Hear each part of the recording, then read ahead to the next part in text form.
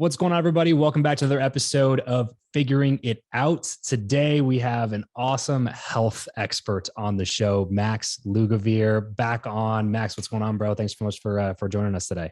Travis, what up, brother? It's good to be here, and it's an honor. I'm sad that I couldn't join you in person, but one of these days, dude. One of these days. So there'll be plenty of time. We'll knock it out at some point.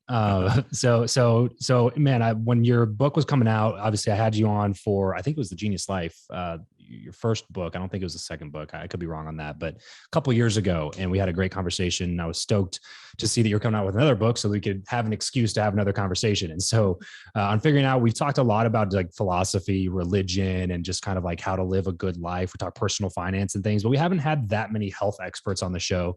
And it's not like because we don't want that. It's just that there's so many experts, quote unquote, out there that preach a certain narrative. And if you don't fit in that narrative, then you're like labeled as unhealthy. And they frankly just tire me out watching them, because I just can't, like, they preach this like gospel of, subscribe to this thing, never cheat, only do this. And if you ever do something different, you're just going to be fat the rest of your life. And so when I follow your stuff on Instagram and your podcast and some of the other stuff that you put out, it's stuff that actually makes sense to me. And it's not completely restrictive and boring and horrible. And you actually get to eat food that you like and stuff like that. So I want to kick this off by just kind of allowing you to talk about what are a couple of like the common myths that are proliferated by nutrition, fitness gurus all of the time that you think are just kind of utter nonsense.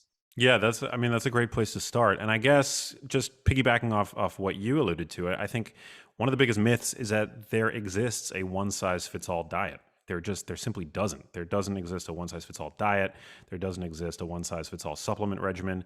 I mean, nutrition isn't like a hat, right? Like, we could have one-size-fits-all hats. That's fine. That'll work for the majority of the population. But everybody's different at the end of the day. We have different fitness levels. We have different ages. We have different ancestral backgrounds, genes, obviously.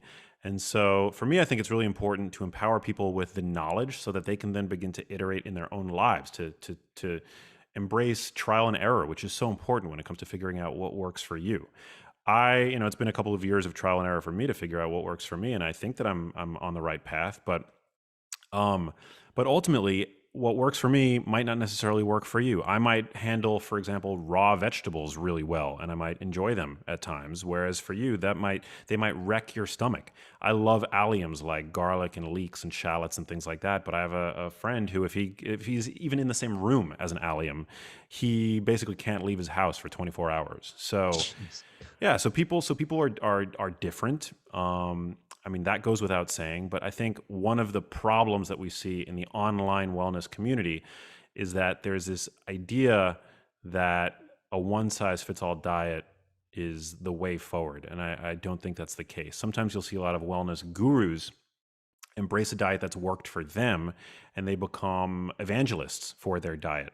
Sure. I think that's actually quite common in nutrition, because food is one of those things that we all feel very sort of strongly about, right? Our diets tend to integrate our diets into our identity. It's this weird thing. Sometimes you go to people's profile bios, on Instagram, and you'll see vegan or carnivore or gluten-free or plant-based, whatever, what have you.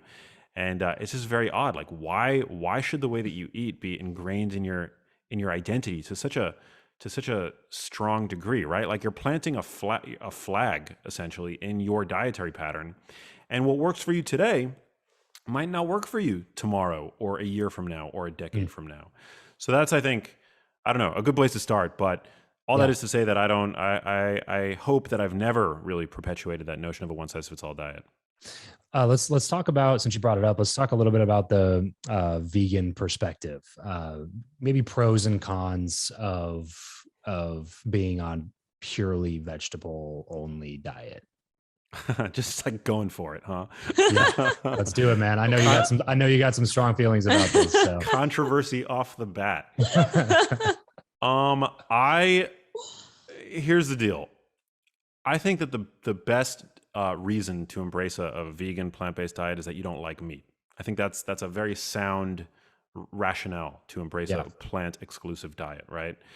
From a health standpoint, I don't think it's optimal. From an ethics standpoint, I think it gets a little bit murky. And from an environmental standpoint too, I think it's a little bit less cut and dry, less straightforward than it's often portrayed to be. And the reasons for that is that if you shop in the modern supermarket and you partake in sort of the modern world and you support industrial plant agriculture, unfortunately, there's just as much blood on your hands today as there is for an omnivore. We know that the widespread tilling and monocropping of land harms innumerable animals, whether it's the decapitation of field rodents, squirrels, mice, things like that, the spraying of plants that then harms birds, or the runoff, which can potentially harm fish. There was a research paper that estimated it's impossible to know the true cost of life that plant agriculture nets out, but it estimated that about 7 billion animal lives are lost every year due to plant agriculture alone, which is on par with what the cost of life involved in animal agriculture. So, to me, it reduces the net suffering, the area under the curve for suffering, to just be an ethical omnivore. We have a system in this country that is at times very inefficient, that is not friendly to the environment, that can be incredibly cruel to animals. But it's my perspective that we don't change the system by opting out entirely. We change the system by using our money, by voting with our dollars for the system that we want to see, that we want to usher in. And I think there's being strides made from even the people that stand to make a profit from shifting from shifting to these more like cruelty-free environments. Like, we literally just invested into a poultry company that's raising free range chickens, and in a really humane way, and the quality of the meat will be better, and they've been growing them for 10 years and stuff like that. And I think a lot of people are kind of seeing that not only is that like the right thing to do and the fair thing to do and the non-cruel thing to do, but it's also going to be better for their profits anyway, because that's what people want now, is a move toward that more kind of ethical behavior on a global scale. I think so. And from a health standpoint, I think it's beginning to dawn on people that these ultra processed meat replacement products are just as nutritionally bereft as any of the ultra processed products that line supermarket shelves, right? We can look at the stock of a company like Beyond, right? I have nothing personally against them, but there was this fervor about the stock, and it's now a third of what it was at its peak. So yeah, I mean, I think, again, if it's your choice to eat however you want, but it's certainly evolutionarily inconsistent when you shun a broad and as nutrient dense category as animal products are. There's really no good science to warrant excluding animal products from one's diet. And so for me, a biologically appropriate optimized human diet involves both animal protein as well as whole plants. So I actually think that I take a very balanced approach. I mean, I'm not, I don't endorse or promote any of these sort of fad fringe diets. The diet that I promote isn't, I don't feel very extreme. Although I guess some in the nutritional and medical orthodoxy might call my recommendations extreme because I tend to eschew grain products. But yeah, I think you need both. I think you need animal protein, and I think you need plants. How do we, sorry to keep dominating this conversation. That's okay. I'll cut it in a second. How do you know if you're buying the right meat? Where do you find, like, everybody claims all these things nowadays, and all these companies are smart. They make money, they have profits, they have shareholders, and they poured lots of money into marketing dollars to put things like non-GMO or vegan or cruelty-free, or like, how do we actually know that what we're buying is good quality? That's a great question. There's a lot of marketing claims on products. There's only about 12 crops in this country that are GMO, and not all of them are even commonly consumed. So GMO is a big, the non-GMO project. It's a big marketing play. I certainly buy organic when given the choice, and particularly when I'm consuming plants that I eat the whole skin or the peel. But there's a lot of marketing with organic too. Not every product that has an organic logo slapped on it is good for you. With regard to meat, I think I like humane certification. It's impossible to know everything. It's not like I've vetted, Of that course. Yeah. to Yeah. to the degree that I can say with certainty that every meat product that has that certification slapped on it is going to be, you know, what is promised. But in general, I like to buy meat that is pasture raised, free range. If we're talking about poultry, if beef, grass fed, grass finished. The grass finished aspect of it is super important. But I also, I'm not. I try not to be dogmatic, and I like to remind people that as much as I have disdain for the factory farm system, even conventionally raised beef is going to be a better option for dinner, a more nutrient dense option for dinner for most people than boxed mac and cheese. So Yeah. Right. Fair. that's a distinction that I make in my new book, Genius Kitchen, and that is that in a perfect world, we would all be able to afford and access grass-fed, grass-finished beef. And I feel very lucky that I live in Los Angeles. I have access to great supermarkets. I have reached a level of financial independence where I can go and I can buy those sort of top tier products, right? But for people that don't live in LA, for people that may live in food deserts, it's still really important to acknowledge that animal products are, no matter how they're raised, pristine sources of the highest biological value protein that exists in nature, rich in myriad micronutrients, and especially micronutrients that tend to be underconsumed today, like zinc, vitamin B12. Um, and so, yeah, I think best case scenario, we're all able to afford the most pristine, organic, grass-fed, grass-finished, shaman-blessed animal products that exist, but that's simply not going to be a reality for everybody. And so I like to Yeah. sort of make that, bring that nuance to the table. So rewind the clock a little bit now that we've kind of established a couple controversial opinions here. Let's go maybe back and establish a little bit of prior context so where people listening can go, okay, this guy knows what he's talking about. So let's rewind the clock, take it back pre-book one. Taught what, like, who was Max Lugavere then? How did you end up jumping into this world of nutrition and gaining a real passion for learning more about it and putting information out into the world?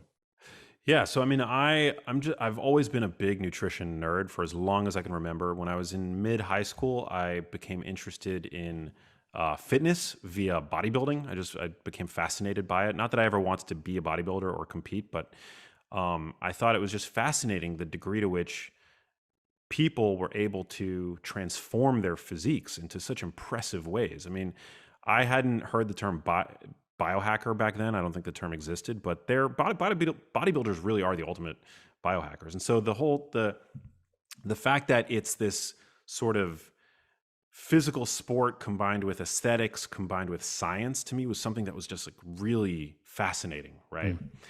And I was sort of a shy, introverted kid with braces and bad hair at the time, and I thought it was the coolest thing that I could go to the gym and I could do certain things and I could see the sort of feedback in my own body and in my own confidence. And so I became really interested in nutrition, and I started college on a pre-med track, desiring to go to medical school, but without a real focus. And then halfway through college, I realized also that I had a love for storytelling and creativity, and the way that my brain works, it's very binary. I'm either obsessively interested in a topic or I can't sit still and focus on it for a minute. Yeah. And so what that does is that leads to a really shitty GPA. Um, I excelled and I got A's in my science classes like chemistry and biology, but then the classes that my peers would take to get the easy A's, I would get D's in because I just couldn't focus on them. Like I just wasn't interested. So I realized that I probably wasn't going to be all that competitive with med school applications, and I pivoted to a double major in film and psychology, and that led to me becoming a journalist on TV in the United States for about 6 years, which I did. I was in 100 Million Homes as a producer, presenter, journalist for this TV network called Current TV, which existed between 2005 and 2011, and I did that Learning really how to investigate delicate topics that require nuance um, in terms of their understanding and ultimately their communication to a mass audience. And that's sort of where I cut my teeth. And I did that for 6 years. And then I left that job. And it was then in my personal life that my mother, who's the most important person in my life, right, started to show the earliest symptoms of memory loss and cognitive decline. And ultimately, it was at the Cleveland Clinic in Ohio in about 2011 where she was diagnosed for the first time with a neurodegenerative disease. She was prescribed drugs for both Parkinson's disease and Alzheimer's disease at the same time. Mm. It was unclear what exactly she had, but nonetheless, she was prescribed drugs to help improve her memory and improve the physical movement symptoms that she was exhibiting. And what I learned is that those drugs, when it comes to dementia, drugs are mere biochemical band-aids. And they are minimally effective, if effective at all. And certainly they have no disease modifying ability. And so as a layperson at the time, I it was like a light bulb sort of turning point in my life where I became unable to, I kind of expressed how my brain works, right? Like I became obsessed with trying to understand why this happened to my mom at the age at which it did. If there was anything out there that could be done to help her from the standpoint of diet and lifestyle, because I had already had this passion for that in my back pocket. And in tandem with those sort of angles, like what could be done to prevent this from ever happening to myself? Because I realized at that point that I had a risk factor, right? Like a family member with this sort of condition. And so that began a research journey about a decade ago. And what I did was I dove into anything that I could get my hands on. It started with books and TED Talks, and ultimately I was drawn into what's called the primary literature, so the medical literature, to really get a firsthand take on what the science was saying about the etiology of these kinds of conditions, as well as any therapeutic options that might exist from the standpoint of holistic health. And I started, reading meta-analyses and randomized control trials and observational studies and looking at various risk factors, both modifiable and non-modifiable. And it started to dawn on me that this was a topic that we needed to talk about as millennials, because this is a condition, dementia is a condition that often begins in the brain decades before the first symptom of memory loss. And that shouldn't come as a surprise. It's not like, when you have a heart attack, what the conditions that led to that cardiovascular event developed overnight, right? Right. Same with cancer. So to me, it showed me that we all have this incredibly long window of opportunity with which we can arm ourselves with knowledge, with information that we can then use to sort of turn the ship in a different direction. If it's in our genes, if it's in our family history. And so that's what led to the writing of my first book, Genius Foods, and I guess the rest is history, as they say. I'd love to ask a couple questions about kind of parenting in a sense. I know you're not a parent, but I was thinking about actually this morning when I was making my son breakfast. Cause I remember in your book, you had talked about how I think it was your mom made you like eggs or wouldn't make you eggs or something for breakfast that she wouldn't do. And she was doing it for a certain reason, but then come to find out it wasn't. So just kind of any parenting advice in that sense that we're always trying to instill good habits in our kids. Our kids right now are only almost 3 and then 16 months. So very young, but we're already trying to, keep sugar away from them in some sense. So just what would be some of your best practice and advice for people who have young kids and starting them young on that health journey? Just any information you have on that would be awesome. Oh my God, I love this question. I think, there are a few things that I know from reading, from the research, right? But there are also a few things that I've been able to glean from just looking back at how my mother raised me and the fact that I'm so interested in health, right? Mm-hmm. I think the most important thing is being a good model for your children. I think it's so hoping I could just make them good with it and I give you whatever I want. It's very important. My mom was actually quite health conscious. She was led, I think, in many ways astray by the sort of mainstream medical quote unquote wisdom of the time. Sure. My mom was afraid of saturated fat. She was afraid of dietary cholesterol. I grew up eating margarine and we had corn oil by the stove, and My house was the snack cabinets were always packed with refined grain products, whether or not they had the red Heart Healthy logo on them. But my mom, what I was able to glean from my mom was that health mattered. Was that it was something that was it was a value that was important to her. Mm-hmm. She also engaged me and my little brothers in the cooking process quite Oh, often, okay. and that was super fun. That she involved me and my brothers, and I think that's one of the reasons why I grew up to appreciate cooking, Yeah. the art and science of cooking. Studies show actually that modeling um, a positive affect while eating healthful foods. It's a lot of people, sometimes adults in particular, will eat healthy foods because maybe their doctor put them on a certain diet, or a dietitian put them on a certain diet, and they'll eat it sort of grudgingly, and they'll wince while eating foods like broccoli and the like. But a study actually came out that found that when children watched their parent, it was a crossover trial that found that when children watched adults eating raw broccoli with a smile on their face, that they were at least twice as likely to eat it, and they ended up eating more of it, and they themselves had a more positive experience eating it, even though it was broccoli, right? The broccoli didn't change. But that was completely inversed when they watched adults eating the broccoli and wincing while they were doing it. So it all comes back to modeling and being a good example, setting a good example for your kids. I think that's like the best thing to do. If you have a garden with your kids, engage them in cooking and in preparing the food and procuring the food, shopping with your kids. Yeah. Pushing the shopping cart around the supermarket. Use that as an opportunity to educate your kids. Okay. I think all really great. Are there any foods at that age that you would like have them avoid? Because I know we were just reading a study. He was reading a study recently about how even gluten at young ages is really like harsh on younger bodies and stuff like that. So there's any foods that you would say avoid, during those first 5 years of life? I would say, well, first of all, I'm not a parent, so I should make that disclosure, right? But I think that it's tricky to set I would assume that it would be very tricky to set restrictions. And I wouldn't advise doing that, because your kids are going to end up eating this stuff like when they're not around you anyway, right? Yeah. Again, I think it goes back to just like positive modeling, right? Ultimately they're going to do what you do. If they see that you respect your body and you make certain decisions with regard to what you ingest, then they're ultimately, I think, destined to model that behavior. If you impose restrictions on them, not only are you fighting a losing battle, but they're going to end up rebelling.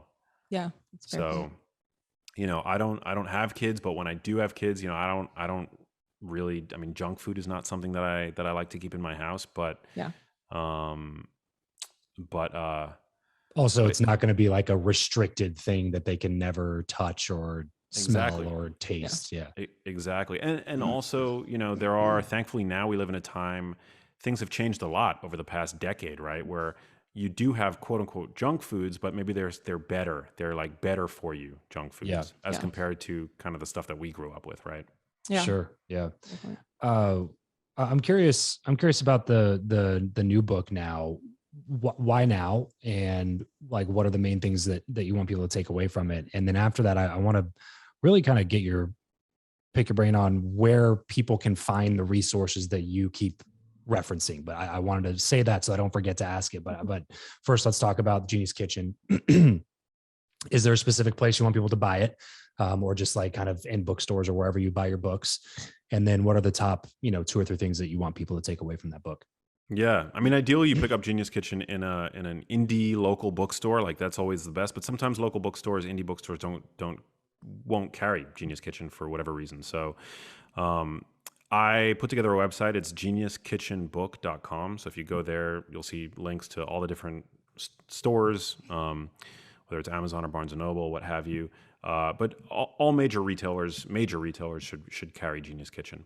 I wrote it. I knew that I was going to write a cookbook as the third part of my Genius trilogy.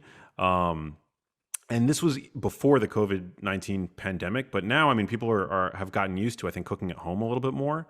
And so I think the timing for a book like this is perfect, right? But we know that just cooking at home more is one of the most powerful leverage points above and beyond arguments about macros or low carb this, low fat that, vegan, carnivore. Just cooking at home, eating out less often. It's an amazing point of leverage for better health. We know that people who eat home more and cook their own meals as opposed to eating out in restaurants tend to have lower BMIs, so healthier BMIs actually. So lower risk for obesity, healthier body fat percentages, improved family dynamics, right? Because when you're cooking with your loved ones, when you're serving your loved ones, it's just, it leads to a really wonderful sort of family dynamic. We know that eating at home more is associated with better cardiometabolic health. So there are all these like reasons to cook at home more, right? But I felt like there was sort of a gap in the market in terms of cookbooks that were both that provided both an important resource for wellness and cooking and nutrition that was evidence-based and sort of had all of the research that I've gleaned over the past 10 or so years with delicious recipes. So my desire was to create a cookbook that wasn't just a recipe book, but sort of like a kitchen resource that would pass the test of time. Awesome. Yeah, got it. So geniuskitchenbook.com. If you're listening to this, we always say on every show that I do, don't ever wait to pick up the books that we recommend because you're definitely going to forget. So whatever you're doing right now, unless you're driving, drop it, go to geniuskitchenbook.com, pick up a copy of it, and have this be a centerpiece in your kitchen. I'm sure that you will definitely enjoy it. I know we're going to pick it up and try a few of the recipes in there. Okay, so the research question. Yeah. A few different times in the conversation, you've mentioned, I was looking at the research, or there was a study that was done, or I was looking at this, paper or something like that. Beyond just books that you might find next to Genius Kitchen in your local bookstore, what are some resources that you highly recommend people look at if they're really trying to take a deep dive into figuring out more things about nutrition? Yeah, so I really do think that people should acquaint themselves with PubMed and how to look up research. Not everybody's going to be able to understand the jargon, right? The medical jargon in research literature, but it's a good starting place, and you could learn a lot reading the introductions and the discussions, for example, in research papers. Not every research paper is open access, but many are, and yeah, just getting acquainted with research and science. I think that's super important. I think we lack as a population scientific literacy. That's a big problem that we expect, that we sort of have this misconception that science is owned by people with PhDs after their names, or that you have to have some fancy academic background to understand science. Science is it's a method of asking questions and investigating and finding answers. Yeah. And so the more people can sort of understand how it works, I think the better. When it comes to research, you obviously want to look for the most up-to-date stuff. Like, every year meta-analyses are published about various topics. So you want to make sure that you're looking at the most recent research. It's good to know the difference between randomized control trials, for example, and observational studies. It's good to know I don't know, the impact factor of journals that you're digging up. For example, like a journal like Nature is sort of like, getting published in Nature is sort of like winning an Oscar in the world of science. So very sort of prestigious medical journal.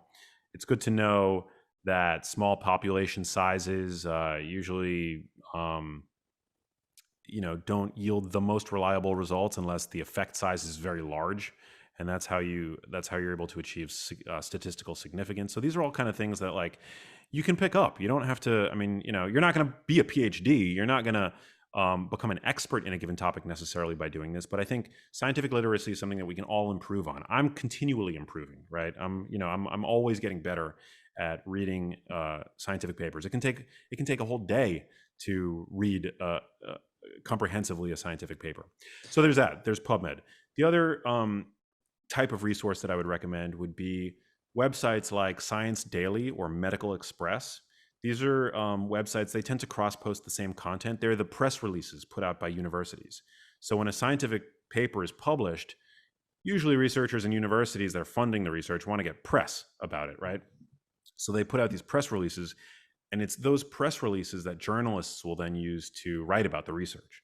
So you can sort of cut out the middleman by going and looking for these press releases, which often get published to websites like Science Daily, Medical Express. And one tip that I have for listeners, you can read the press release first, and that's a great place to go to look to find like the latest research. I usually will go and I'll scan them every day to see what's being published. So read those, and then go and read the scientific papers, and read the English version of what those scientific papers are saying, and then go read the scientific paper, and it'll help you better understand science research. Yeah, awesome. I know we've been kind of jumping all over the place. This is like totally the opposite of how I usually do interviews. Usually like stay on a timeline, everything's continuous, but we're kind of jumping all over right here. But it's all been awesome. So I have this question. Frankly, it's just a selfish question, and I want to hear your answer to it. For anybody that's listening, and if you can't tell, I'm talking about myself. For anybody that's listening who maybe at some point has been frustrated with maybe lack of progress with, fitness goals, nutrition goals, and things like that. And sometimes, like for me specifically, I feel like I'm doing the right things. I feel like I'm eating the right things. And then like, you don't see it reflected in the scale or your body fat percentage. And I guess the question is more like, how would you go about self-diagnosing a nutritional plan that could maybe make a difference for you, without spending thousands of dollars in blood work and tests and stuff like that? That's an interesting question. I mean, I think it's always good to take sort of an inventory and audit areas of your life that you might be able to improve. Sleep is one of those areas that I think is an afterthought for many people, when in fact it's one of the most crucial variables to get under control. Sleeping well is sort of it lifts all the boats in your harbor, so to speak. It allows you to adhere to dietary your plan from a dietary standpoint much more easily. Your performance in the gym will be better when you're well slept. It will reduce stress and things like that. So, looking at your sleep can be useful. Journaling, taking a journal of your diet, like a full day journal, can sometimes be helpful for people, especially I don't advocate for calorie counting or macro counting or anything like that. But that's not to say that there's no utility in doing that. It can be very useful if you've never audited your diet to see just how many calories you're consuming, if weight is actually an issue for you, how much protein you're consuming, how many fat and carbohydrate grams you're consuming, where your added sugar is coming from. I mean, the average American today is consuming 77 grams of added sugar per day. That's 20 teaspoons. And one of the biggest... Insane. That's crazy. Yeah. I mean, the problem with added sugar is that it's insidious, right? It's just everywhere. It's in sauces. It's in commercial bread products. It's in our coffee drinks.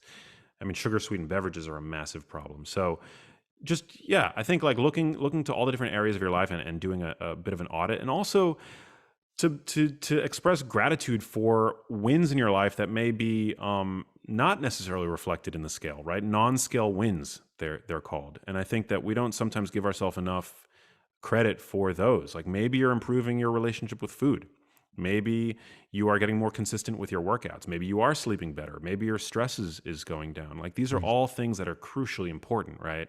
Like to have a good, healthy relationship with food. That's one of the reasons why I wrote Genius Kitchen, because I feel like in the health world, so many people end up with like this weird relationship with food, borderline orthorexia. Yeah. And you can have a completely healthy relationship with food while still being mindful of the things that you're putting in your face. And so, so I those are all the sort of, I hope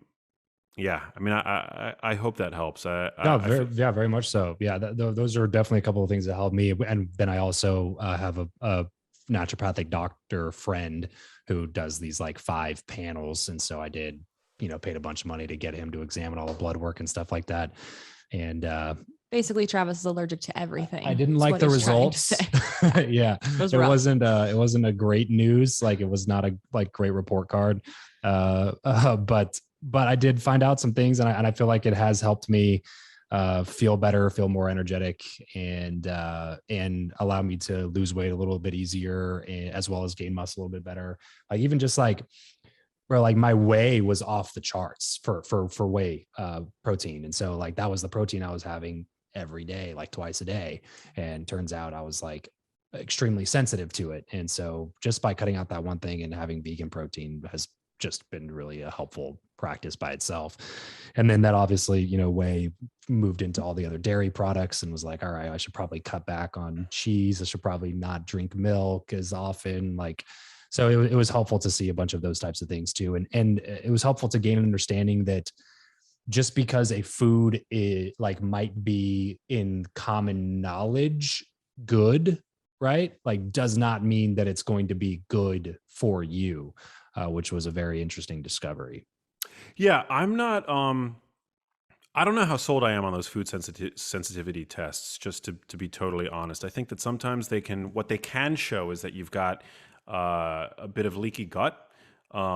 That Now, was definitely a big thing. Yeah. yeah. So if you have an overt allergy to something, I mean, you would know, right? And if you're lactose intolerant, also you would probably know. But sometimes if you have what's called intestinal permeability, which is the medical way of saying leaky gut, you'll see red flags with different food products that some providers might say, oh, you're sensitive to these foods, but actually these foods are, what they're doing is they're getting into circulation somehow. The proteins or the peptides from these foods are getting into circulation, and you're having an immune response to them, which makes total sense, right? Because you shouldn't have these undigested food particles in circulation.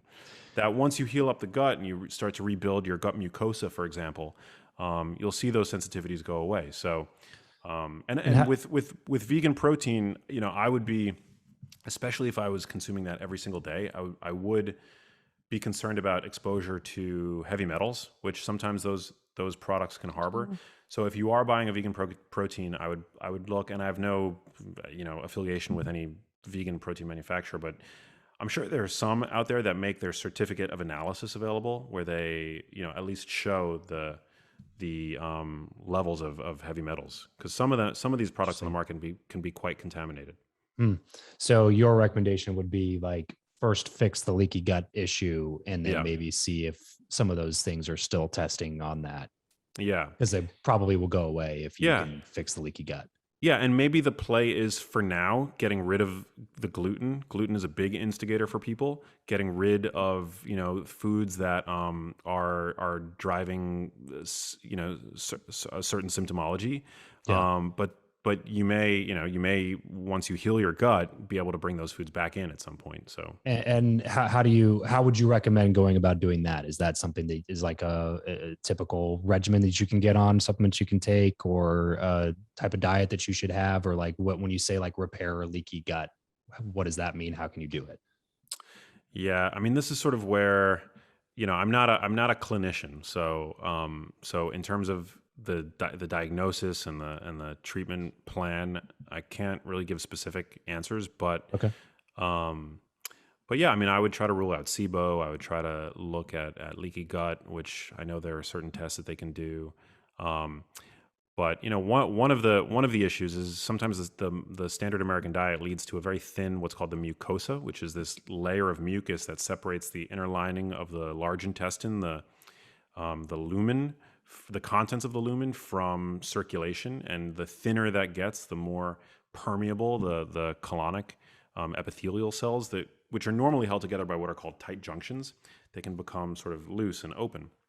At the very least, I would eliminate gluten, which has been shown in people to stimulate the release of a protein called zonulin, which does sort of lead to this. It opens up those tight junctions.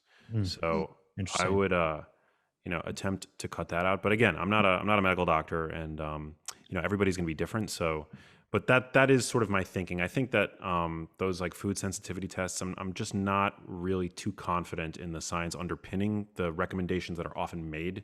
Yeah. But I don't know exactly what your provider told you to do, but I would say that maybe an elimination diet is the plan for now. Yeah. But yeah, that was kind of what he was saying. It was very similar. It was like the root cause is basically leaky gut. You're going to see a lot of the things that are common in your diet on the food sensitivity test, just because you have a leaky gut flora and stuff like that. And the crazy thing to me too, if you can talk into that, is how much the gut affects so many other operating systems in your body, which is a crazy finding that has been something that's pretty recent in nutritional documentation. Is that right? Like even like the way that you you're able to think, or your mental clarity. Like there's so many things that are affected by the bacteria in your gut. Yeah, I mean, I think it was Hippocrates, right, the father of Western medicine, that said all disease begins in the gut. And we're just really at the tip of the iceberg in terms of in terms of understanding the full breadth of the interaction that our gut has with the rest of with the other systems in the body. But your immune system is housed for the most part in and around the gut, because your gut is your largest interface with the environment. I mean, you would think that it's your skin, right? But actually, the contents of your gut are not necessarily inside of you. They're not in circulation, right? You eat food, and then the food that you eat is still sort of in the external environment as it passes through your gut. And then we extract what we want from our food, and we ideally leave in what we don't want to extract from the food. So that sort of interface with the environment is, there could be pathogens in there, which there are. We know that the colonic microbiome has viruses, it has bacteria, it has fungus, and so there's this entire ecosystem down there that needs to be essentially kept in check by our immune system. And so normally in somebody without gut dysbiosis, that system works effortlessly. It's like a jungle, it's like an ecosystem, and everything sort of happens peacefully. But when there's a disruption, when that mucosa isn't thick and robust, when we take, for example, antibiotics chronically, when we're overly sterile in our lives, that system can sort of become out of balance, and it can lead to systemic problems, because it can lead to things in the gut not necessarily staying in the gut. It can lead to inflammation in the gut, which which can inform the brain. The brain can then have a response. So it's very complicated, but yeah, I mean, it definitely is important, and it's something that I'm super excited to see continue to evolve in terms of our understanding in the years and decades to come. All right. Opinion on detoxes. Is it total waste? Is it like the end all be all? I know that you'll probably end up somewhere in between here. But yeah, I get some people that'll be like, you should definitely be doing detoxes once a quarter or whatever. And then you talk to some people that are like, oh yeah, that's just a, what did the doctor say to us one time? We were just like, gives you oh a yeah, lot of we're on a diarrhea detox for no reason. Yeah, That's all she was like- detoxes are for. She's like, it's pretty She was waste a of doctor time. too, which is It's just like have a bunch of diarrhea for no reason. Shouldn't be on it. And surprised she was somebody that I would not want to model my health after, if you catch my drift. But yeah, I'm curious to hear your perspective on it. Yeah, well, I mean, detox to detox, like I would say mostly probably it's a lot of marketing in that world. Yeah. That you want to steer clear from. I think a lot of people end up on this, what's called like yo-yo cleansing, right? Mm-hmm. They're continually toxing, and so they continually feel the need to detox. But yeah, you have a dozen donuts, so then you want to go on a fast for 3 days and have nothing but I mean, juice. you feel the food that you're eating makes you feel shitty, and then you feel like punishing yourself, right, by going on this cleanse. It's just that to me is not a healthy relationship with food. Yeah. And it's not just food, it's alcohol, it's being underslept. I mean, being underslept doesn't make you feel really good, right? But we tend to, when things in our lives wind out of control, we tend to then control the things that we can control, and sometimes too much so. And food is one of those things where I think a lot of people can at least attempt to exert too much control. But that being said, there are foods and lifestyle practices that do encourage quote unquote detoxification. And eating cruciferous vegetables is an example of cruciferous vegetables are an example of a detoxifying food, in the sense that they provide molecules that have been shown to increase our body's own production of detoxifying compounds like glutathione, which is the sort of mother of all antioxidants and endogenous detoxifiers that we create in our own bodies. Sitting in a sauna, sweating regularly is a great way to detox. We detoxify when we pee, when we poop. So making sure that those systems are all working properly, making sure that we're eating enough dietary fiber, making sure that we're going to the bathroom regularly. Those are all, I think, crucial. Is there a difference in your mind between the health of sitting in a steam room versus a sauna? I've always been curious about that. Because I've heard like steam, like if you inhale it, it's not good for your like the lining in your lungs or something. But I've not really done any research in it. But I love sitting in the steam room after a good workout. So I'm hoping that it's at least to some extent the same amount of health as sitting in a sauna. No, it's definitely good for you. It's definitely good for you. I think that the perceived level of heat in a steam room is higher than the actual level of heat, and heat is really the key to deriving many of the benefits from those kinds of environments. Gotcha. So you're saying it might feel like it's hotter, but it's probably not as necessary as you think it might be. It's probably not as hot as it feels like it is. It's like the perceived temperature is probably higher than the actual temperature, just because it's so steamy. It's hard to breathe in those environments. But I like steam rooms. I think steam rooms are great. Saunas are great. Infrared saunas are great. Just wearing a sweater for a little bit while you're working out to bring up your core body temperature. These are all great sort of modalities to derive benefit from heat stress. And heat stress is a sort of hormetic stressor that's been associated with a number of positive outcomes. I mean, the bulk of the evidence really supports the utilization of actual saunas. And this is because a lot of this research is coming out of Finland, which is the sauna capital of the world. Mm. And you see that regular sauna users in Finland, people who use saunas 3 to 5 times a week, have a fairly robust risk reduction for dementia, for coronary artery disease, stroke, hypertension, things like that. Mm. Wow. But I think whichever way you're able to get your body hot and work up your core temperature, I think just do that, provided it's safe for you to do so. So what about the opposite? What about cold? I mean, I love cold plunges. It's challenging. There's definitely an acclimation that occurs, but good for encouraging the proliferation of what's called brown fat, which is a type of fat cell that's metabolically active. It burns sugar and fat. It's there to function as a sort of internal heating pad to heat up your vital organs. And so when you're cold, even mild cold has been shown to encourage the proliferation of brown fat. And brown fat isn't like what we carry on our waistlines. It's not what we carry around our hips. It's only been identified in a very small group of locations on the body, around the collarbone, in our armpits. And I think at this point, we know that the more brown fat you carry, the better your health seems to be. I mean, I think it's been pretty accepted at this point that brown fat is quite metabolically healthy to have. Mm. Well, dude, I know we've covered like basically anything that we could possibly talk about here. But we're all over the place, but I think we covered a lot of really great things. Like I said, not just saying this because we're interviewing you. You're one of the only health people that I continue to follow because I just appreciate the content you put out. It's not skewed in one direction. It's and even if you don't like something, you still give it credit, and like you're not ever trying to discredit those things. And so, of all the things that I send to her, probably most of them nutritionally are your stuff. So, oh man, but probably because it gives me excuses to do the things I actually really want to do. But I heard we're bad from some some people would be like, hey, don't eat red meat, like red meat's bad for you. And then like I'll see a pop-up of just like because in my mind I was always like, oh yeah, but it's really good protein, but it's not quite as lean as maybe this other protein might be. But I see this post from you where it's like, red meat not only has protein, but it has like these 48 other nutrients, and here's a bunch more reasons why you should eat it. And I was like, yes, thank you. Steak for dinner. Yeah. I love that. Well, dude, you've got my support. I'm a huge fan of red meat. I'm also a huge fan of fish and vegetables and things like that. So, yeah, it's about shaking off the dogma and getting back to common sense. Yeah, when it comes to food.